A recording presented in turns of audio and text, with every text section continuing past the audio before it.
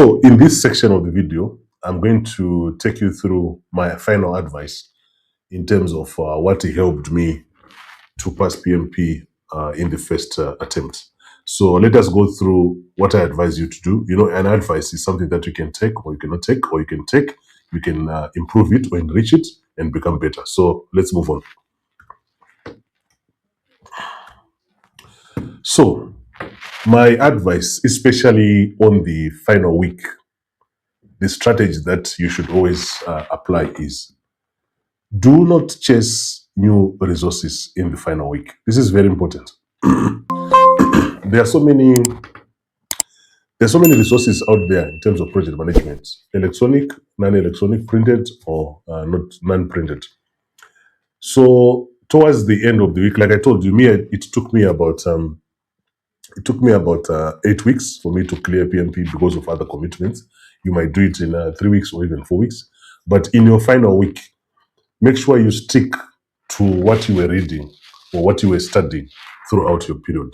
Don't try to introduce other materials again. Otherwise, it will take time of your revision into reading. So that's advice number one. Advice number two, always review your mistake log and mindset principles. This is what is going to help you during your PMP exam. Remember, you're supposed to create a mistake log. As you start through the PMP, you're making mistakes either in the practice questions or even in your revision or even in your understanding or reading or some of these questions. So make sure that you review your mistakes so that you don't make them again in your final exam. And the mindset principles are very, very important. We have covered 30 mindset principles. Make sure you also revisit them before you go for your exam during your last week. These mindset principles, they're going to help you to eliminate especially most of the wrong answers in the exam. As long as you apply your mindset principles, you're most likely going to get the answer correct. And also, remember, when you're reading these scenario questions, the first thing that you have to do is a problem statement definition. Try to understand what is the problem in that particular question. What is it the question is assessing me as an examination candidate? Then the second part is now to eliminate answers based on the mindsets. If something does not fall into a specific mindset, then that answer is most likely going to be the wrong one. For example, you might find an answer that says, replace the project resource immediately or project team member immediately. If you apply the mindset where you're supposed just to be replacing and firing people, that answer is unlikely going to be the correct one. Okay. Then the third one is also you need to practice the pace and the breaks, not just the knowledge. This is very important. Like I told you, I had to practice 2 of these breaks, and I can advise you take those breaks. I'm telling you that exam is very hard to sit on a chair for 4 hours without losing focus, at least for so many people. So always make sure that you are practicing the pacing, okay? You're also practicing the breaks, not just the knowledge. Then in your final week, one of the most important things to do is to have enough sleep.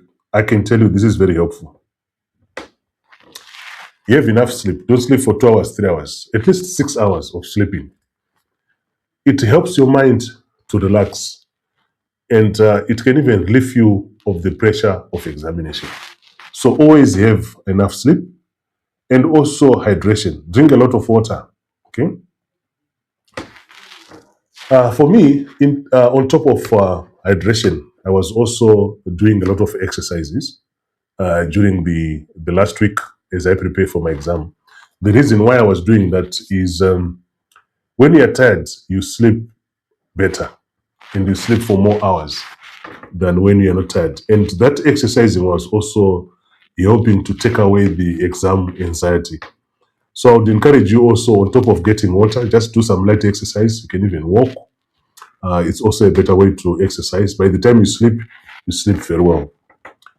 And also, being calm. Being calm is very important in an exam. If you panic, I'm telling you, you will fail. Especially the last 60 questions. Your mind is very tired. And you are going to be, I don't want to lie to you, if you're not careful, this is where you're going to use up most of your time. And the time might be even moving very fast. So you will need to make sure that you don't panic. Be calm. Focus on the exam. Don't focus on the time. Focus on the exam. Answer the questions as quickly as possible, and also make sure that you are calm and you are moving with the rhythm of the exam. Don't look so much on the time, because the time is going to be ticking very fast. Now the last one is go into the exam, okay, ready to reason, not to recite. Don't try to memorize the PM book. Don't try to memorize all the processes. Don't try to memorize the agile terms and so on and so forth. Understand them and know how to apply them, okay? So this is where we are saying don't try to recite anything. The moment you understand a certain concept, you appreciate a certain concept, it's very easy for you to apply it in the exam. So always make sure that you are going into the exam to reason, to think, because the exam is going to test you as a project manager. Are you able to think, not to recite? So if you can show that you can think in the exam, most of the answers, especially if you are able to define the problem, you use your mindset to eliminate. You look for a problem that is going to resolve the scenario. I'm telling you, you can actually pass the exam. For me, I gained more than 10 minutes because of that kind of elimination. And that also enables me to complete the exam. Most people who fail, I understand, they normally fail also to complete the exam. And in most cases, whatever you have not completed is going to be marked as a fail. It's unlikely going to be marked as a pass. So your final week strategy is very important. Don't chase every resource. Review your mistakes in the mistake log and your mindset principles. Practice the pacing and also the breaks. And also sleep, have hydration, drink a lot of water, be calm, and go into the exam to reason, not to recite.